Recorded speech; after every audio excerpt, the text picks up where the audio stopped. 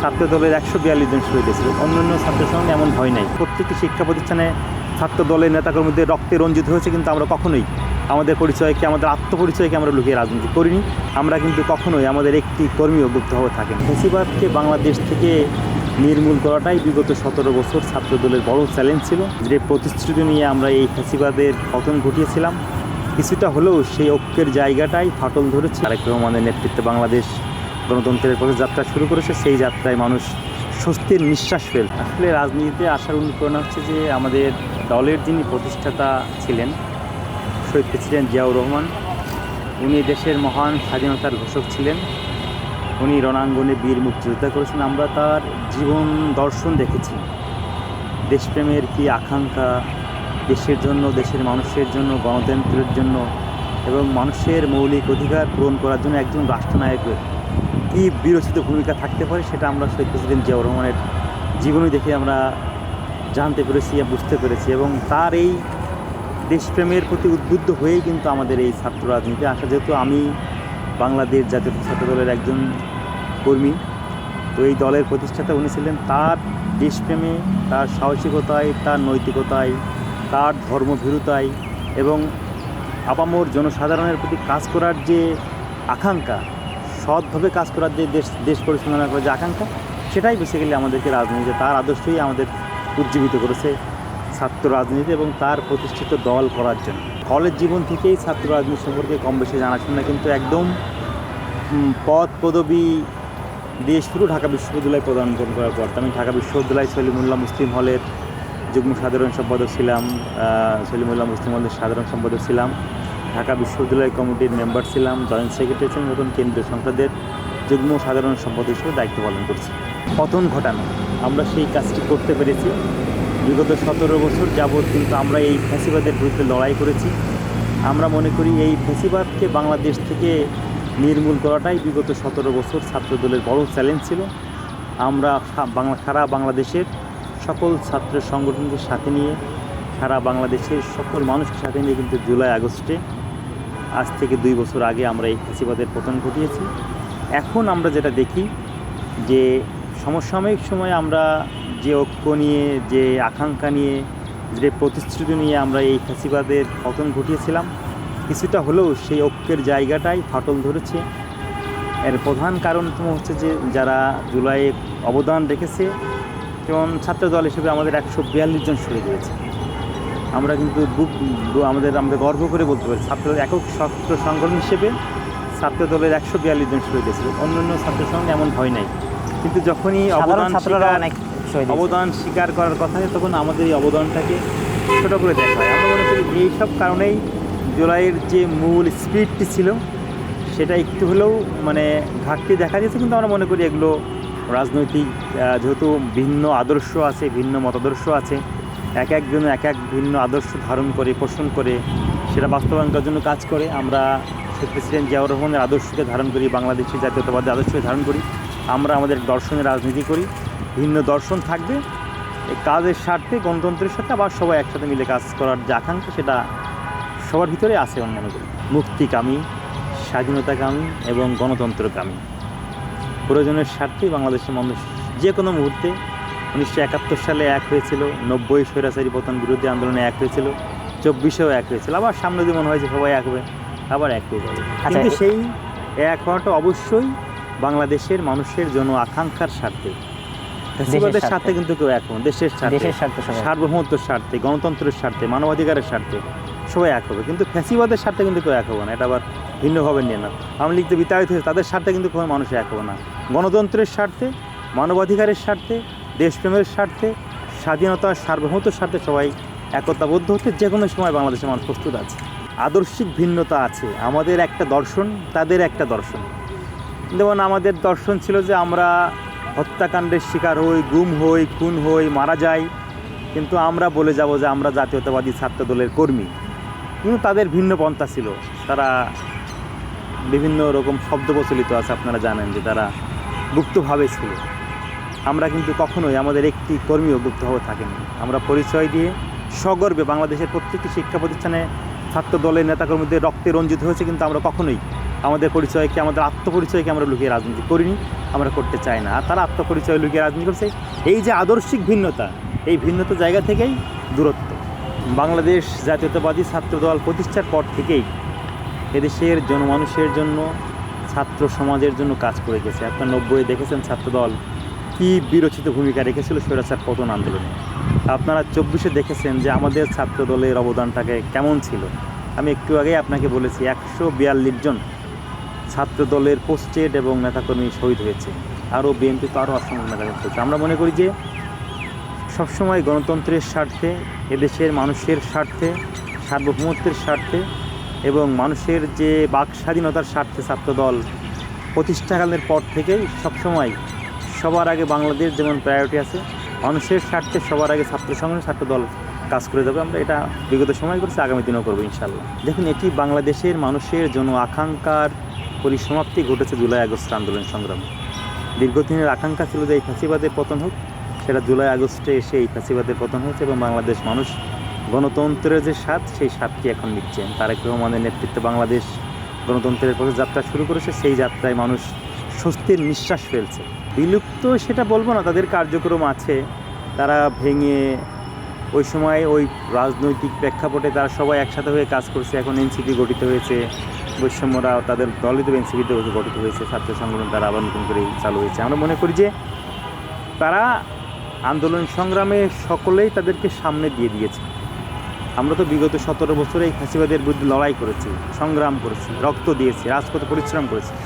কিন্তু আমরা এই জুলাই আগস্টে দেখলাম যে আমাদের রাজনৈতিক প্যাটার্নটা একটু ভিন্ন রকম হওয়া উচিত। বিশ্ববিদ্যালয়ে যারা বৈষম্য কেন্দ্রিক কাজ করেছে আমরা তাদেরকে সামনে দিয়েছি, কিন্তু সকল জনসমর্থন, সকল পিকেটিংয়ে ছাত্রদলের নেতাকর্মীদের বিরোচিত ভূমিকা ছিল। সবাই তাদেরকে সামনে দিয়েছে যে আপনারা সামনে থাকেন, আমরা পিছনে থেকে আপনাদেরকে শক্তি দিয়ে, সমর্থন দিয়ে, জনবল দিয়ে আমরা কাজ করে যাচ্ছি। তো সেটাই হয়েছে। দেখেন, এই নির্বাচনে দেখেন 213টি আসন বাংলাদেশের মানুষ বিএনপিকে উপহার দিয়েছে, এনসিপির দিয়েছে 4টি আসন।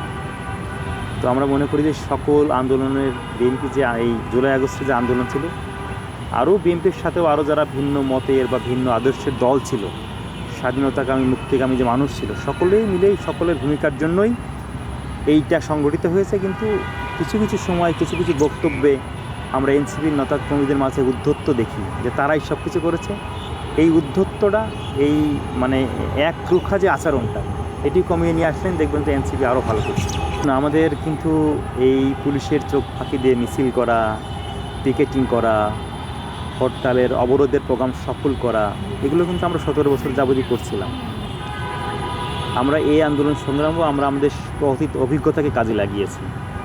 কোন দিক দিয়ে পুলিশের চোখ ফাঁকি দিয়ে মিছিল করা যাবে, কোন দিক দিয়ে জনসমাবেশকে আরও বেশি গ্যাদারিং করা যাবে, জনসমাবেশ করা যাবে, কোন দিকে কোন স্পটে প্রোগ্রামটা করলে ফ্যাসিবাদী পুলিশের তাঁত ভাগা জবাব দেওয়া যাবে, সেটা কিন্তু আমরা বিগত 17 বছরে রাজপথ থেকে এই অভিজ্ঞতা অর্জন করেছিলাম, যেটার পরিপূর্ণ মানে প্রতিফলন আমরা কিন্তু এই আন্দোলনে ঘটাতে পেরেছিলাম, যার কারণে কিন্তু স্বৈরাচার পতন হয়েছে। আমরা সবসময় আমরা স্পষ্ট করেছি যে অতীতে যে ছাত্র রাজনীতির কারণে আমাদের ছাত্র সমাজ আই হেট পলিটিক্স বলতো, আমরা সেই সকল দ্বার আমরা বন্ধ করে দিয়েছি। যেমন আপনি বলতে পারেন কেমন বন্ধ করে দিয়েছেন, আমরা সকল গেস্ট রুমের কথা বন্ধ করে দিয়েছি। মিছিলে না আসলে একজন সাধারণ শিক্ষার্থীর উপর হামলা করা, যে বিগত সময়ের যে আপনারা দেখেছেন যে বুয়েটে আবরারকে কীভাবে হত্যাকাণ্ড করানো হয়েছে, আমরা এই সকল অপকৌশলের রাজনীতি, অপসংস্কৃতির রাজনীতি থেকে আমরা 5 আগস্টের পর থেকে আমরা নিজেদেরকে নিবৃত্ত করার চেষ্টা করেছি। সাধারণ শিক্ষার্থীদের সাথে আমাদের নেতাকর্মীদের উপর এই বিগত যে গদবথা যে ছাত্র রাজনীতি, যে হল দখল করা, মিছিলে না আসলে আক্রমণ করা, রক্তাক্ত করা, সাধারণ শিক্ষার্থীর উপর হেনস্থা করা, তারপর টেন্ডারবাজি করা, দখলবাজি করা, মাদকাসক্ত হয়ে যাওয়া, এই যে খারাপ গুণগুলোর কারণেই বাংলাদেশের ছাত্র সমাজ ছাত্র রাজনীতিকে মুখ ফিরিয়ে নিচ্ছিল। আমরা সেগুলো 5 তারিখের পরেই সকল সেই কালচারগুলো আমরা বন্ধ করে দিয়েছি। এখন বাংলাদেশে যে রাজনীতি চলছে, তারেক রহমান যেমন জনকল্যাণমূলক কাজ করছেন, ছাত্র সংগঠনগুলোও সেদিকেই ধাবিত হচ্ছে। আমি মনে করি যে ভালো কাজের দিক দিয়ে ছাত্র দল সবার আগে সর্বাগ্রে আছে এবং কাজ করে যাচ্ছে। কারণ এই দলটি যিনি প্রতিষ্ঠা করেছেন তিনি এদেশের মহান স্বাধীনতার ঘোষক ছিলেন। এবং এই ছাত্রদল আপনি কেন করবেন? ছাত্রদল সকল গণতান্ত্রিক আন্দোলনে এদের অবদান ছিল, রক্ত ছিল, ঘাম ছিল, শ্রম ছিল। ছাত্রদল কখনোই অন্যায়ের প্রশ্রয় দেয়নি। ছাত্রদল কখনোই স্বৈরাচারের বিরুদ্ধে, স্বৈরাচারের সাথে কখনোই পক্ষাবলম্বন করেনি। আমরা সবসময় গণতন্ত্রের পক্ষে ছিলাম। এই দলটি আসলে মানুষের শহীদ প্রেসিডেন্ট জিয়াউর রহমান থেকে শুরু করে দেশনেত্রী বেগম খালেদা জিয়া, তারেক রহমান, আমরা যে বড় বড় 3টি অভ্যুত্থান দেখেছি।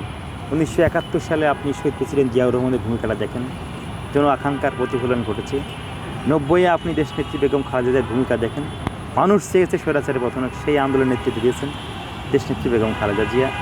24-এ এসে মানুষ চেয়েছে এই স্বৈরাচারের পতন হোক, সেই আন্দোলনের নেতৃত্ব দিয়েছে তাদেরই সুযোগ্য সন্তান তারেক রহমান। তো আমরা মনে করি যে ছাত্রদল শুধুমাত্র মানুষ এই কারণেই করবে যে ছাত্রদলের যিনি প্রতিষ্ঠাতা ছিলেন, তিনি মহান স্বাধীনতার ঘোষণা দিয়েছিলেন, রণাঙ্গনে যুদ্ধ করেছিলেন, মাতৃস্নেহে যিনি লালন করেছিলেন দেশনেত্রী বেগম খালেদা, তিনিও 90-এ স্বৈরাচার পতন আন্দোলনের রাজপথে ছিলেন। এবং এখন যিনি যেই সাংগঠনিক অভিভাবক, তিনি বাংলাদেশের প্রধানমন্ত্রী। এবং ছাত্রদল সবসময় ভালো কাজের সাথে আছে বলেই সাধারণ শিক্ষার্থীরা ছাত্রদলের প্রতি আকৃষ্ট হচ্ছে এবং দক্ষিণ এশিয়ার সর্ববৃহৎ ছাত্র সংগঠন হিসেবে ছাত্রদল তার গৌরব নিয়েই কাজ করে যাচ্ছে। শিক্ষাঙ্গনে যে 5 আগস্ট পরবর্তী সময় আগে থেকে তো অনেক সমস্যা ছিল। আমরা মনে করি আবাসন সংকট আছে শিক্ষার্থীদের প্রত্যেকটি ক্যাম্পাসে। মুক্ত গণতান্ত্রিক চর্চাটা 5 তারিখের পরে এসেও যেভাবে চলা দরকার সেটা কিন্তু ওই ইন্টার্ম গভর্নমেন্ট আমরা দেখেছি যে একটা নির্দিষ্ট সংগঠন দ্বারা নিয়ন্ত্রিত ছিল। আমরা মনে করি যে এই দুটি সমস্যাই ছিল। আর এখন যেটা শিক্ষার পরিবেশ ফিরিয়ে আনার জন্য দীর্ঘ 17 বছরে যে জঞ্জাল ছিল, সেটা কিন্তু আপনি শিক্ষার সুষ্ঠু পরিবেশ ফিরিয়ে নিয়ে আসার জন্য ক্যাম্পাসগুলোতে সমস্যা চিহ্নিত করেই কাজ করে যাবে। এবং আমাদের তিনি প্রধানমন্ত্রী, আপনারা দেখেছেন যে এই যাবৎকালের শিক্ষা খাতে জিডিপির প্রায় 5% বরাদ্দ আছে শুধুমাত্র শিক্ষার মান উন্নয়ন করার জন্য, শিক্ষার্থীদের কাজ করার জন্য। স্বাস্থ্য খাতেও এরকম বাজেট প্রায় জিডিপির 5%। আমরা মনে করি একজন মানুষ সুস্থ থাকলে এবং শিক্ষাটা ভালো হলে দেশ এগিয়ে যাবে, এবং সেই দুইটা দিকে এই সরকারের নজর আছে। এবং আমরা সরকারের এই সিদ্ধান্ত বাস্তবায়ন করার জন্য ছাত্রদল সমস্যা চিহ্নিত করে প্রত্যেকটি ক্যাম্পাসেই আমরা কাজ করার জন্য দৃঢ় প্রতীকভাবে আমরা শপথবদ্ধ যে আমরা কাজ করে যাব। ছাত্র রাজনীতি মানেই যে সুন্দর ক্যাম্পাস, এই রাজনীতিতে কিন্তু আমরা অলরেডি পদার্পণ করেছি 5 তারিখের পরে। আপনি দেখেছেন যে ছাত্রদলের নেতাকর্মী, বিএনপির জনগণ, বাংলাদেশের মানুষ বিএনপির জনগণকে 213টি আসনে জয়লাভ করেছে, ভূমিধস বিজয় যেটাকে বলা হয়। এরপরে আপনি দেখেছেন যে কোনো ক্যাম্পাসে হামলা হয়েছে, কোনো ক্যাম্পাসে 2-1টি বিচ্ছিন্ন ঘটনা ঘটেনি তা না, কিন্তু তার মানে এই নয় যে বিগত সময়ে যে পচা রাজনীতি ছিল সেটা কিন্তু হচ্ছে না। আমরা শিক্ষাঙ্গনগুলোতে শিক্ষার পরিবেশ ফিরিয়ে আনার জন্যই কাজ করে যাচ্ছি। একটি সংগঠনে ভালো কাজ যেমন হয়, পাশাপাশি কিছু ভুল ত্রুটিও থাকে। এই সমালোচনাকে সুন্দরভাবে সহ্য করার মতো ক্ষমতা কিন্তু আমাদের আছে। ভুল হলে তো আপনারা অবশ্যই বলবেন, আমরা সেগুলোকে সংশোধন করে আমরা সামনের দিকে এগিয়ে যাব।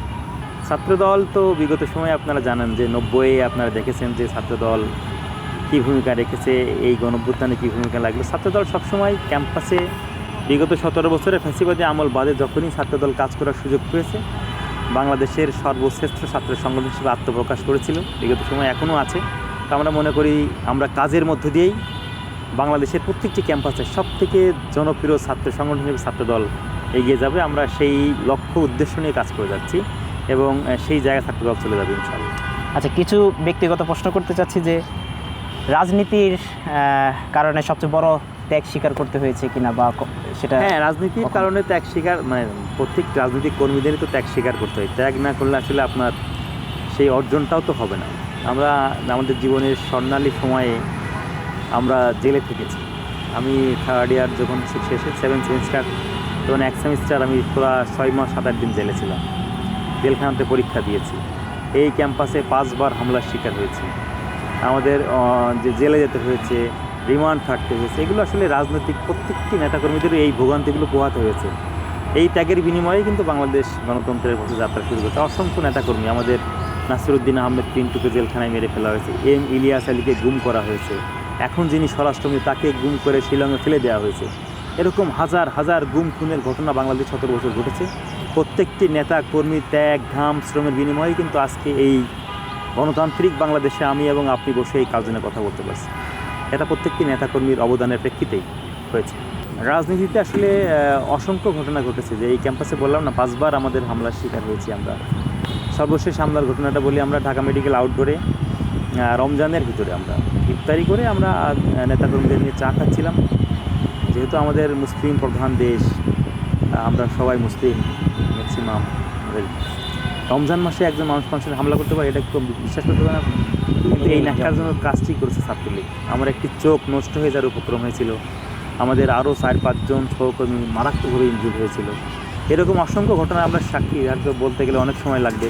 তো এই যে দুঃস্বপ্নের দিনগুলো পার করে আমরা গণতান্ত্রিক বাংলাদেশে পদার্পণ করেছি, এবং এইভাবেই আমাদের অসংখ্য সহযোদ্ধা আমাদের কাছ থেকে কেউ গুলিবিদ্ধ হয়ে স্পট ডেটে মারা গেছেন, কেউ অঙ্গহানি হয়েছেন, কারোর চোখ নাই, কান নেই, নাক নেই। আমরা এখনও সুস্থ অবস্থায় আছি, এটা মহান আল্লাহর দরবারে লাখো কোটি শুকরিয়া যে না, এই গণতান্ত্রিক বাংলাদেশের জন্য আমরা সকল আন্দোলন সংগ্রামে সম্মুখ সারিতে ছিলাম, কিন্তু আল্লাহ আমাদেরকে সুস্থ রেখেছেন, এটা অনেক বড় নেয়ামত। দেখুন, আমাদের তো বাংলাদেশের প্রেক্ষিতে আসলে পরিবার মানে যত শিক্ষিত বা বোধ ভালো পরিবারই হোক না কেন, রাজনীতির প্রতি কিন্তু একটা যেই কণ্টকাকীর্ণ পথ ছিল, যে ছেলে রাজনীতি করলে গুম হতে পারে, খুন হতে পারে, যে কোনো সময় মারা যেতে পারে, এইটা তো এই ভীতি তো পরিবার প্রত্যেকটা পরিবারের ছিল, আমাদের পরিবারও ছিল। মানে আমাদের আপনাদের যখন সন্তান হবে, সেই সন্তানের প্রতি আমাদের আপনাদের হয়তো বা সে আকাঙ্ক্ষাটা তেমন থাকবে যে কেউ কোনো বাবা মাই চাবে না যে একটা ছেলে রাজনীতি করতে যে মারা যাক, খুন হয়ে যাক, গুম হয়ে যাক, লাশটা নদীতে ভেসে উঠুক, চাবে না, কেউ চাবে না। কিন্তু বিগত সময় এইটি হওয়ার কারণে পরিবার আসলে বাবা মায়ের বয়স হয়েছে, আমাদের এই চিন্তায় তারা অর্ধেক তাদের শরীর খারাপ হয়ে গেছে। আমার মতো বা আপনাদের মতো যারা রাজনৈতিক কর্মী ছিল, সাংবাদকর্মীরাও তো নিরাপদ ছিল না। অনেক সাংবাদিক সাগরণী তো হত্যাকাণ্ড শিকার হতে হয়েছে না, তো রাজনৈতিক প্রতিহিংসার শিকার, আপনারা জানেন বিষয়। তো এই পথ কিন্তু পেরিয়ে আমরা এসেছি। আমরা মনে করি এখন বাংলাদেশ এই ভয়ের যে সংস্কৃতি ছিল, গুমের যে সংস্কৃতি ছিল, মানবাধিকার লঙ্ঘনের যে সংস্কৃতি ছিল, সেখান থেকে আমরা কিন্তু তারেক রহমানের নেতৃত্বে বেরিয়ে এসেছি। সর্বশেষ চীন মৈত্রী সম্মেলন কেন্দ্রে তারেক রহমান যে বক্তব্য দিয়েছেন, আপনারা সামাজিক যোগাযোগ মাধ্যমে দেখবেন যে বিভিন্ন সময় বিগত শেখ হাসিনার সময় শেখ হাসিনা কীরকম উদ্ধত্তপূর্ণ বক্তব্য দিয়েছে বিরোধী দলের নেতাকর্মীদেরকে, দেশনেত্রী বেগম খালেদা জিয়া, তারেক রহমান। কিন্তু তিনি কী বক্তব্য দিলেন যে আজ যদি আমার মা বেঁচে থাকতেন, আমি বাংলাদেশের প্রধানমন্ত্রী, আমার প্রতিশোধ নেওয়ার মতো সক্ষমতা আছে। আমি যদি আমার মাকে জিজ্ঞাসা করতাম যে আমি তোমার সাথে যারা অন্যায় করছে তাদের ক্ষেত্রে প্রতিশোধ নিতে পারি, আমি কী করব?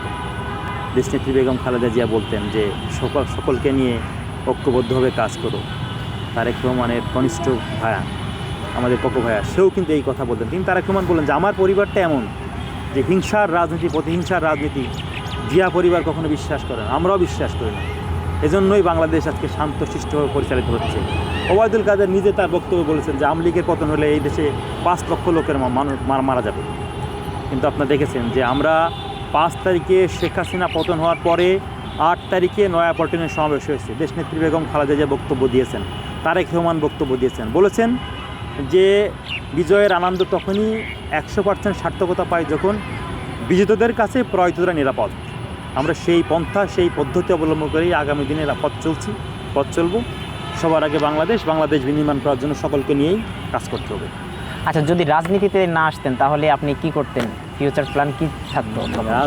রাজনীতিতে আসারই ইচ্ছা ছিল, কখনো মনে হয়নি যে রাজনীতি বাদে অন্য কিছু করি। বিশ্ববিদ্যালয় প্রথম যেদিন ভর্তি হয়েছি সেদিন থেকে মিছিল মিটিং শুরু করেছি। কলেজে যখন পড়েছি তখনও রাজনীতির প্রতি মোহ ছিল, ভালোবাসা ছিল। তো মনে হয়নি কখনোই যে রাজনীতি ছেড়ে দিয়ে অন্যদিকে যাই, এটা কখনোই মনে হয়নি। মনে হচ্ছে এখনও মনে হচ্ছে যে সঠিক পথেই আছি, কখনো অনুশোচনা নেই, কখনো রাগ নেই, ক্ষোভ নেই, অভিমান নেই, সঠিক পথে আছি, সুন্দর পথেই আছি, রাজনীতির পথেই আছি, এবং এটাই চেয়েছি। ছাত্র দল আমাদের আবেগের জায়গা, অনুভূতির জায়গা, ভালোবাসার জায়গা, ভালো লাগার জায়গা। ছাত্র দলেই আমরা মনে করি যে আমাদের সকল সার্থকতাকে খুঁজে পেয়েছি।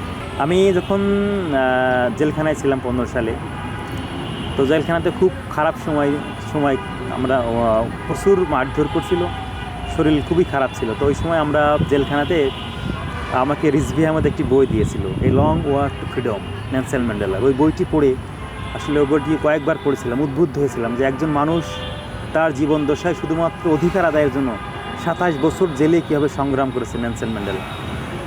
ওই বইটি পড়েছিলাম এবং ওই বইয়ের অনেক উক্তি এখন ভালো লাগে, অনুপ্রেরণা হয়ে কাজ করে যে না, আসলে মানুষ তার অধিকার আদায়ের জন্য তার জীবনের স্বর্ণালী সময়গুলো জেলখানাতে থাকতে পারে, এটা একদমই স্বাভাবিক বিষয়। যাকে নিয়ে আমরা স্বপ্ন দেখি যাকে নিয়ে আমরা বিগত বছর রাজপথে স্লোগান দিয়েছি, আমাদের অসংখ্য সহকর্মীরা যার জন্য জীবন দিয়েছে, রক্ত দিয়েছে, গুম হয়েছে, খুন হয়েছে, তিনি এখন প্রধানমন্ত্রী। আমাদের তো প্রিয় ব্যক্তিত্ব, প্রিয় মানুষ আমাদের তারেক রহমান। জীবনের সবচেয়ে প্রিয় শিক্ষা হচ্ছে এই যে সত্যের পথে অটল থাকা, অবিচল থাকা, যে পথের সুন্দর সমাপ্তি আছে। আমরা সেই পথের কণ্ঠকাঠিন্য পথ ছিল, গণতন্ত্রের যে বাধা ছিল, আমরা সত্যের পথে ছিলাম, সুন্দরের পথে ছিলাম। আমরা সেই বালুর বাঁধকে ভেঙে আমরা সুন্দর জায়গায় আসতে পেরেছি। আমরা মনে করি সঠিক এবং সুন্দর পথে থাকাটাই সবথেকে সুন্দর শিক্ষা। এই বিরোধী আমলটাই পার করা আমাদের প্রত্যেকটি নেতাকর্মীর জন্য কঠিন সময় ছিল। 17 বছর ফ্যাসিবাদী সময়। অসংখ্য নেতাকর্মী গুম হয়েছে, খুন হয়েছে। আমরা এমনও দিন গেছে যে আমরা একটি জায়গায় থেকে একটা রাতে ঘুমানোর জন্য 3-4টা জায়গায় স্পট চেঞ্জ করতে হয়েছে, যে ঘুমালে এখানে ঘুমালে অ্যারেস্ট হতে পারি, ওইখানে ঘুমালে অ্যারেস্ট হতে পারি, গুম হতে পারি, খুন হতে পারি।